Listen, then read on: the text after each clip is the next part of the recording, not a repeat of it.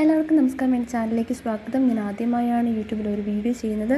ഇന്ന് നമ്മൾ സംസാരിക്കുന്നത് കർഷകർക്ക് ഏറെ പ്രയോജനപ്പെടുന്ന ഒരു കേന്ദ്ര സർക്കാർ പദ്ധതിയെക്കുറിച്ചാണ്. പദ്ധതിയുടെ പേര് സ്മാം പദ്ധതി എന്നാണ്. സ്മാം എന്നത് sub mission on agricultures mechanisation എന്നതിന് ചുരുക്കനാമമാണ്. ഇത് ministry of agriculture and farmers welfare കീഴിലുള്ളതാണ്. ഗവൺമെൻറ് ഓഫ് ഇന്ത്യ നടപ്പിലാക്കുന്ന ഒരു പ്രധാന പദ്ധതിയാണ്. കാർഷിക യന്ത്രങ്ങൾ സബ്സിഡിയോടെ ലഭിക്കാനാണ് ഈ പദ്ധതി സഹായിക്കുന്നത്. സ്മാം പദ്ധതി എന്നത് പ്രധാനമായും കർഷകർക്ക് ആധുനിക കാർഷിക യന്ത്രങ്ങൾ ലഭ്യമാക്കുക, കൃഷി ചെലവ് കുറയ്ക്കുക, തൊഴിലാളി ക്ഷാമം പരിഹരിക്കുക, ഉൽപ്പാദനക്ഷമത വർദ്ധിപ്പിക്കുക, ഇതൊക്കെയാണ് ഇതിൻ്റെ മെയിനായിട്ടുള്ള ലക്ഷ്യമെന്ന് പറയുന്നത്. ഇത് ആർക്കൊക്കെ അപേക്ഷിക്കാമെന്ന് ചോദിച്ചാൽ വ്യക്തിഗത കർഷകർക്ക് അപേക്ഷിക്കാവുന്നതാണ്, വനിതാ കർഷകർക്ക് അപേക്ഷിക്കാവുന്നതാണ്, SC/ST വിഭാഗപ്പെട്ടവർക്ക് അപേക്ഷിക്കാവുന്നതാണ്, കർഷക കൂട്ടായ്മകൾ FPO, SHG പോലുള്ള കർഷക കൂട്ടായ്മകൾക്ക് അപേക്ഷിക്കാവുന്നതാണ്. CHC കസ്റ്റം ഹയറിംഗ് സെൻറ്റർ ആരംഭിക്കാൻ ആഗ്രഹിക്കുന്നവർക്കും സ്മാം പദ്ധതി അപേക്ഷിക്കാവുന്നതാണ്. കൂടാതെ സബ്സിഡി എങ്ങനെയൊക്കെയാണ് ഇത് ലഭ്യമാക്കുന്നതെന്ന് ചോദിച്ചാൽ സാധാരണ കർഷകർക്ക് 40% വരെയും SC/ST വനിതാ കർഷകർക്ക് 50% വരെയാണ് ഇനി സബ്സിഡി പാറ്റേൺ എന്ന് പറയുന്നത്. ഓരോ സംസ്ഥാനം അനുസരിച്ച് ചെറിയ രീതിയിൽ വ്യത്യാസമുണ്ടാകാം. അതുപോലെ ലഭ്യമാക്കുന്ന യന്ത്രങ്ങൾ ഏതൊക്കെയാണെന്ന് വെച്ചാൽ ട്രാക്ടർ, കമ്പൈൻ ഹാർവെസ്റ്റർ ഇൻഡിവിജ്വൽ ഫാമേഴ്സിന് ഉണ്ടാവില്ല. പക്ഷേ CHC പോലുള്ള ഗ്രൂപ്പുകൾക്കും സൊസൈറ്റികൾക്കും ട്രാക്ടർ, കമ്പൈൻ ഹാർവെസ്റ്റർ ലഭ്യമാക്കുന്നതാണ്. ഇൻഡിവിജ്വൽ ഫാമേഴ്സിന് power tiller, harvester, rotavator, sprayer, brush cutter, aluminium pole, aluminium ladder, agriculture drone ഇവയെല്ലാം ഉണ്ടാകും. ഒരുപാട് മെഷീൻസ് ഉണ്ട്. അങ്ങനെ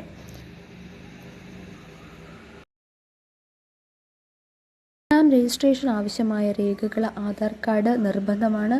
ബാങ്ക് പാസ്ബുക്ക് IFSC സഹിതം, പാസ്പോർട്ട് സൈസ് ഫോട്ടോ, ഭൂമി രേഖകൾ like land tax receipt, possession certificate അങ്ങനെയുള്ളവ, അതുപോലെ മൊബൈൽ നമ്പർ.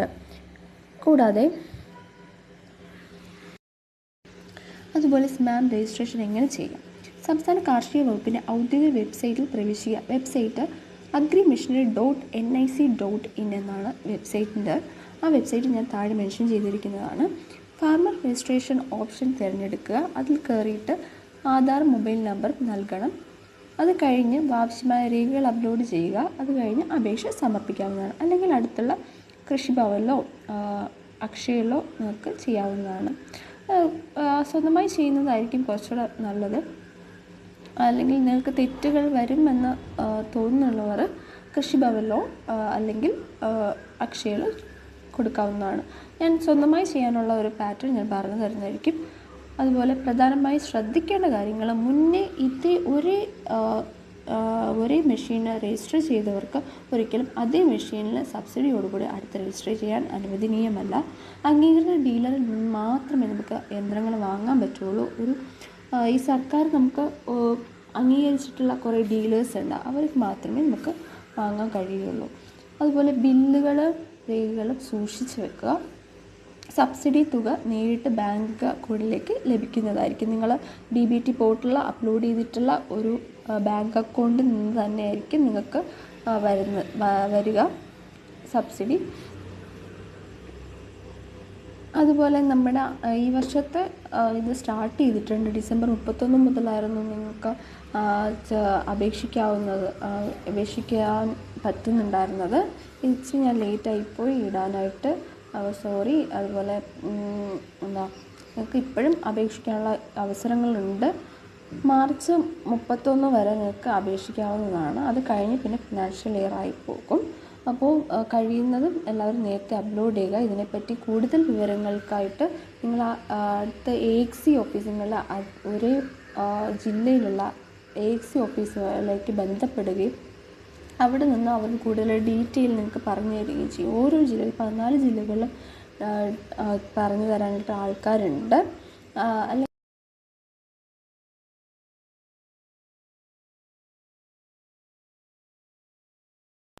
അടുത്ത് ഞാനിവിടെ പറയാൻ പോകുന്നത് നമ്മുടെ agrimissionary.nic.in എന്ന് പറയുന്ന DBT പോർട്ടലിലേക്കാണ് ഞാൻ ഓപ്പൺ ചെയ്യുന്നത്. ഇത് പലർക്കും അറിയാത്ത ഒരു കാര്യമായിരിക്കും. നമ്മൾ ഒരുപാട് ഇതിനെപ്പറ്റി മനസ്സിലാക്കിയാൽ മാത്രമേ അതിനകത്ത് എന്തൊക്കെയുള്ളത് മനസ്സിലാകുകയുള്ളൂ.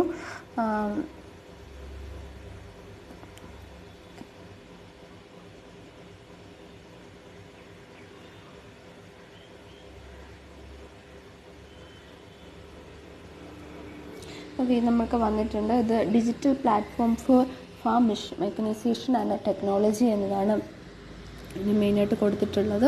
അതാണ് DBT പോർട്ടൽ എന്ന് നമ്മൾ പറയുന്നത്. ഇതിൽ നമ്മൾ ഫസ്റ്റ് സ്ക്രോൾ ചെയ്തിട്ട് direct benefit transfer in agriculture mechanisation എന്ന ഒരു കോളം കണ്ടിട്ടുണ്ടാവും. അത് ക്ലിക്ക് ചെയ്യുക.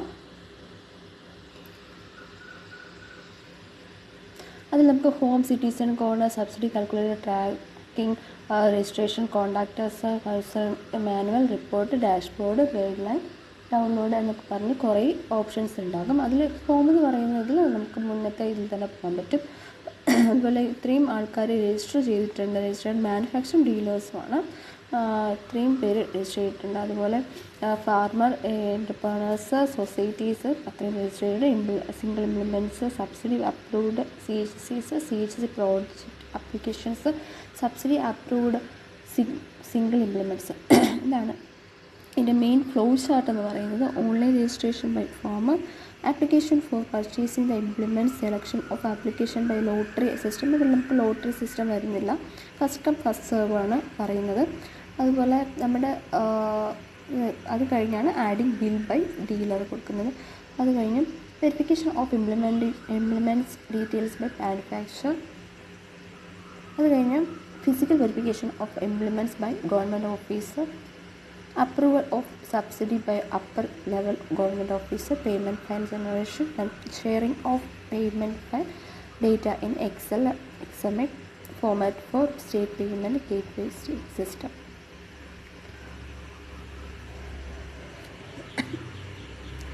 അത് കഴിഞ്ഞ് വരുന്നത് ഇത്രയുമാണ് FMDTയിൽ നമുക്ക് ഇൻവോൾവ് ചെയ്യിപ്പിക്കുന്നത്. നമുക്ക് ഇമ്പോർട്ടൻറ്റ് മെസ്സേജസ് ഇതിനകത്തായിരിക്കും വരിക. എന്തെങ്കിലും ഇൻക്വയറീസ് ഉണ്ടെങ്കിൽ ഇതിലേക്ക് നമുക്ക് മെയിൽ ചെയ്യാവുന്നതാണ്. അല്ലാണ്ട് ഒഫീഷ്യലി നമുക്ക് ഓരോ സ്റ്റേറ്റിനും നമുക്ക് മെയിൽ ഉണ്ടാകും. അതടുത്ത് പറയാം.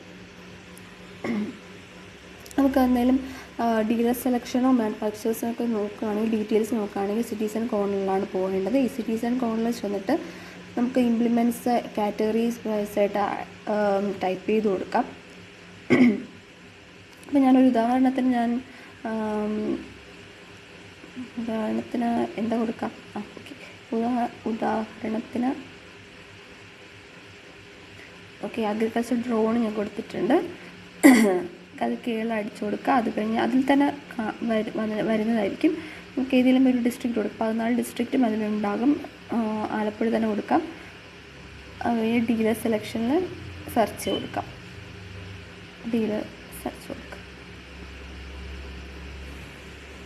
സെർച്ച് കൊടുക്കുമ്പോൾ ഒരുപാട് ലിസ്റ്റ് ഇതിൽ വരുന്നുണ്ട്. ഇതിൽ നമുക്ക് അഫോർഡബിളായിട്ടും തോന്നുന്ന ഏതെങ്കിലും ഡീലേഴ്സിനെ സെലക്ട് ചെയ്യാം. കാരണം ഇത് സർക്കാർ തന്നെ അപ്രൂവ് ചെയ്തിട്ടുള്ള ഡീലേഴ്സ് തന്നെയാണ്. അതുകൊണ്ട് വേറെ പ്രശ്നമൊന്നും ഉണ്ടാകത്തില്ല. നിങ്ങൾക്ക് അഫോർഡബിളായെന്ന് തോന്നുന്ന ഡീലേഴ്സിനെ നമുക്ക് സമീപിക്കാവുന്നതാണ്. വേറൊരു എക്സാമ്പിളിനായിട്ട് വേറൊന്ന് കൊടുക്കുക. അലുമിനിയം പോൾ കൊടുത്തിട്ടുണ്ട്. വേറൊരു ഡിസ്ട്രിക്റ്റ് കൊടുക്കാം, തിരുവനന്തപുരം. എല്ലാ ഡിസ്ട്രിക്റ്റിലും ഉണ്ടാവും ഡീലേഴ്സ്.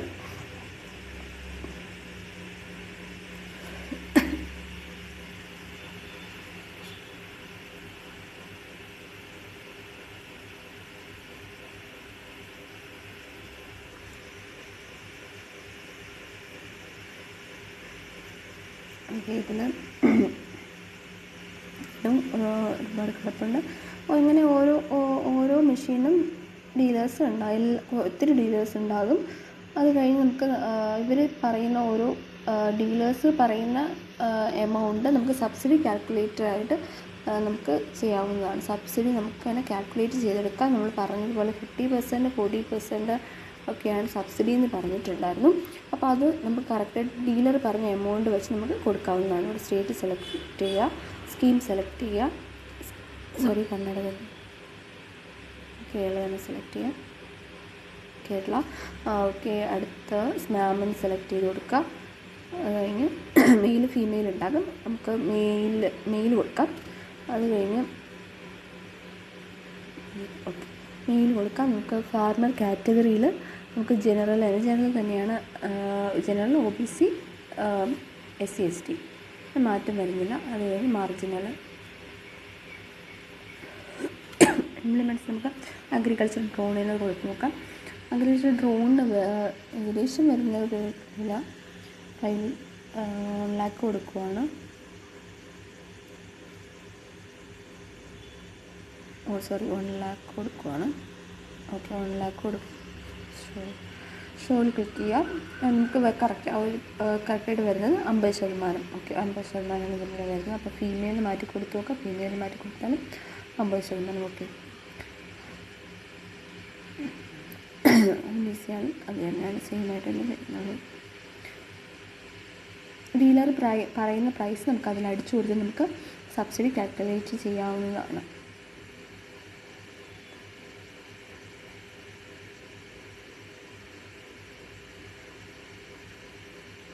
എല്ലാ മെഷീൻസിൻ്റെയും സബ്സിഡി പാറ്റേൺ നമുക്ക് കറക്റ്റായിട്ട് അറിയാൻ പറ്റാവുന്നതാണ്.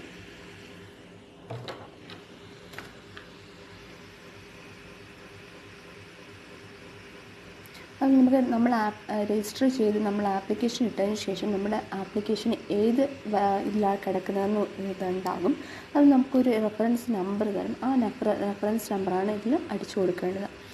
ഇതിൽ അടിച്ചു കൊടുക്കുമ്പോൾ നമുക്ക് നമ്മുടെ ആപ്ലിക്കേഷൻ്റെ സ്റ്റേറ്റസ് എന്താണെന്ന് നമുക്ക് മനസ്സിലാക്കാം.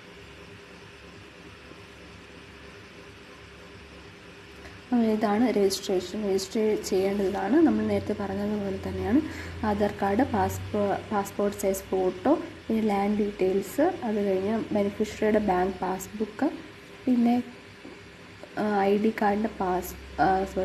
കാർഡിൻ്റെ copy, Aadhaar card, driving licence, voter ID, PAN card, passport ഇതെല്ലാം ഇതിൻ്റെ കോപ്പി ഉണ്ടായിരിക്കണം.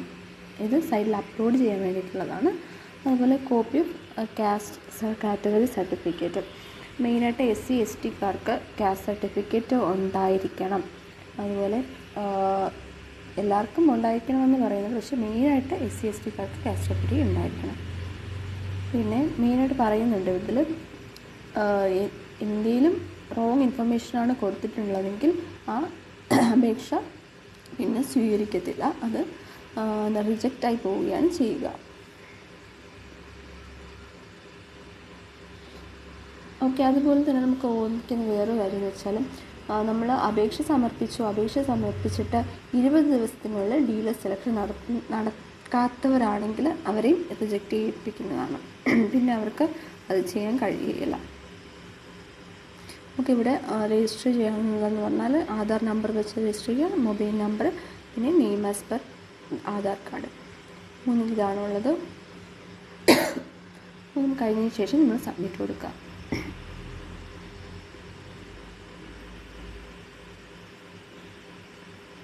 അത് കഴിഞ്ഞിട്ട് നമ്മൾ സബ്മിറ്റ് കൊടുത്തതിന് ശേഷം നമുക്ക് ഫാമേഴ്സ് രജിസ്റ്റർ ആയി എന്നാണ്. ഇതായി കഴിഞ്ഞിട്ട് നമ്മൾ സൈനിൽ പോവുക.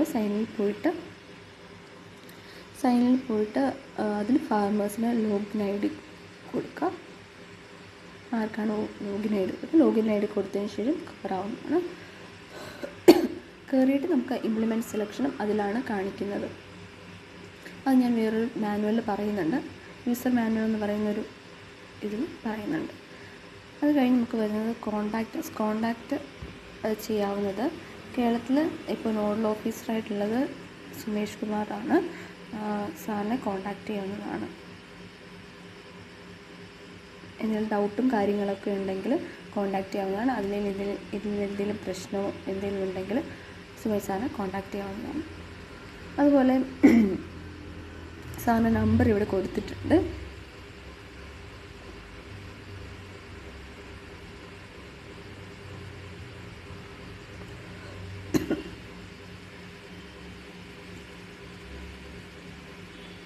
സ്റ്റേറ്റ് ഓഫീസറാണ്, കേരളത്തിലെ സ്റ്റേറ്റ് ഓഫീസറാണ്.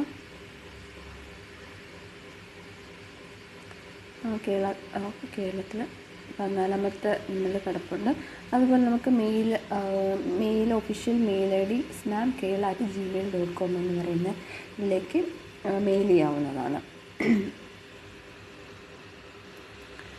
യൂസർ മാനുവൽ, നമുക്ക് ഫാമേഴ്സിൻ്റെ മാനുവലാണ് കയറേണ്ടത്. ഇത്രയും മാനുവൽസാണ് ഉള്ളത്. അതുപോലെ ഫാമേഴ്സിൻ്റെ മാനുവൽസ് നമുക്ക് കയറിയിട്ട് നമ്മുടെ എങ്ങനെയാണ് നമുക്ക് ലോഗിൻ ചെയ്യണമെന്ന് നമുക്ക് നോക്കാം. ലോഗിൻ ചെയ്യേണ്ട പാറ്റേൺ ഞാൻ മുന്നേ പറഞ്ഞതുപോലെ തന്നെയാണ്. അത് കഴിഞ്ഞ് നമുക്ക് ലോഗിൻ ID ഒക്കെ ക്രിയേറ്റ് ചെയ്ത് നമുക്ക് നമ്മുടെ മിഷൻ പോർട്ടൽ, അത് കഴിഞ്ഞ് നമ്മൾ രജിസ്റ്റർ ചെയ്യേണ്ട ഭാഗം രജിസ്റ്റർ ചെയ്ത് കഴിഞ്ഞതിന് ശേഷം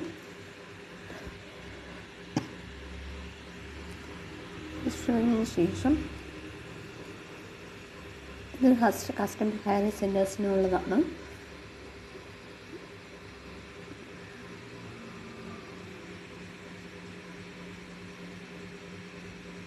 ഇത് മാത്രം നിങ്ങൾക്ക് നോക്കിക്കഴിഞ്ഞാൽ നിങ്ങൾക്ക് മനസ്സിലാകും.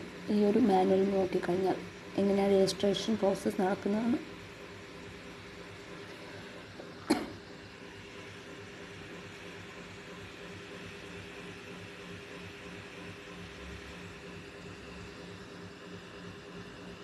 ഇത് വെയിറ്റ് ലിസ്റ്റ് വരുന്നതാണ്. വെയിറ്റ് ലിസ്റ്റ് ഇവിടെ 0 എന്ന് കൊടുത്തിട്ടുണ്ട്. അത് മെഷീൻ സപ്ലൈ ചെയ്തതിന് ശേഷം അവരുടെ വെയിറ്റിംഗ് ലിസ്റ്റ് കാണിക്കുന്നതാണ്.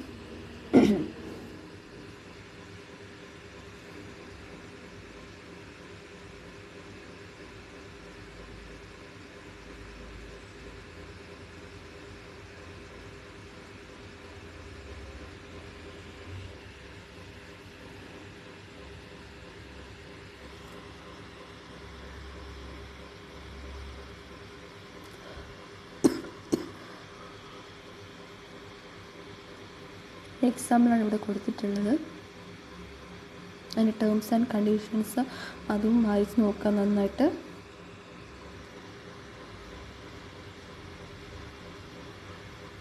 അതിൽ കൊടുത്തിട്ടുള്ള ആപ്ലിക്കേഷൻസ് ചെയ്തതിന് ശേഷം ആക്റ്റീവ് ആപ്ലിക്കേഷൻ ഏതാണെന്ന് കാണിക്കുന്നുണ്ടാവും. അതുപോലെ അഥവാ വിഡ്രോ ചെയ്തിട്ടുണ്ട് വിഡ്രോയിൽ ആപ്ലിക്കേഷൻ കാണിക്കും.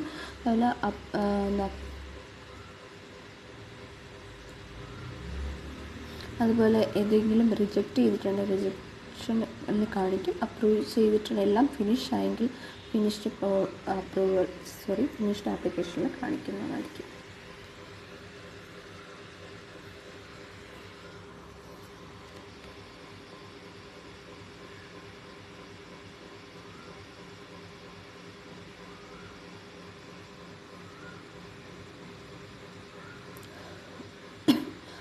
ബേസിക് ഡീറ്റെയിൽസ് കൊടുക്കുക. ബാങ്ക് ഡീറ്റെയിൽസ് ആണ്. ബാങ്ക് ഡീറ്റെയിൽസ് കൃത്യമായി തന്നെ കൊടുക്കുക. ഡോക്യുമെൻറ്റ് ഡീറ്റെയിൽസ്, ഡോക്യുമെൻറ്റ്സ് ഇത്രയും ഡോക്യുമെൻറ്റ്സ് എന്ന് തന്നെ പറഞ്ഞത് ഡോക്യുമെൻറ്റ്സ് ഒക്കെ വേണം. അതെല്ലാം ആഡ് ചെയ്യുക.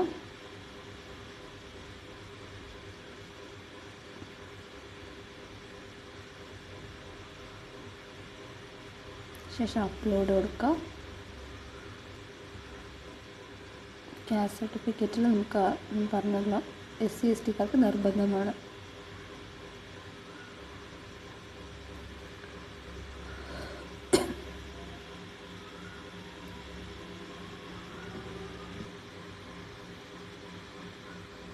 ആവശ്യമെങ്കിൽ മാത്രം ഫാമിലി മെമ്പേഴ്സിന് കൊടുത്താൽ മതി. അതുപോലെ കസ്റ്റമർ ഹയറിംഗ് സെൻറ്റേഴ്സിന് ആവശ്യമായിട്ടുള്ള ഡീറ്റെയിൽസ് കൊടുക്കുക.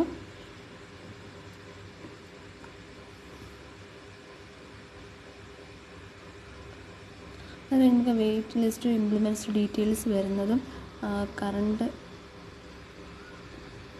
നമ്മൾ ആപ്ലിക്കേഷൻ കഴിഞ്ഞ് നമ്മുടെ അപ്ലൈ ചെയ്തിട്ടുള്ള ഡീറ്റെയിൽസ് വരുന്നത് ഇങ്ങനെയായിരിക്കും. ഓരോ ഡേയ്സ് കഴിയുന്നതോടെ 4 ഡേയ്സേക്കും 5 ഡേയ്സേക്കും എന്ന് പറഞ്ഞായിരിക്കും വരുന്നത് കാണിക്കുന്നത്.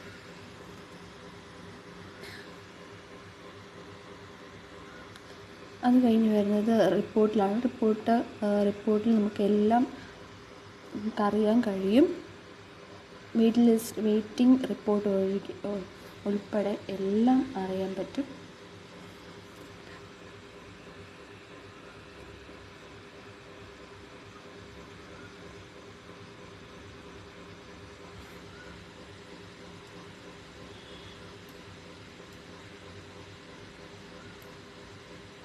അത് കഴിഞ്ഞ് ഗൈഡ് ലൈനാണ്. ഗൈഡ് ലൈൻ നമുക്ക് 2024 മുതൽ എല്ലാം ഉള്ള ഗൈഡ് ലൈൻസും നമുക്ക് ഉണ്ടായിരിക്കുന്നതാണ്.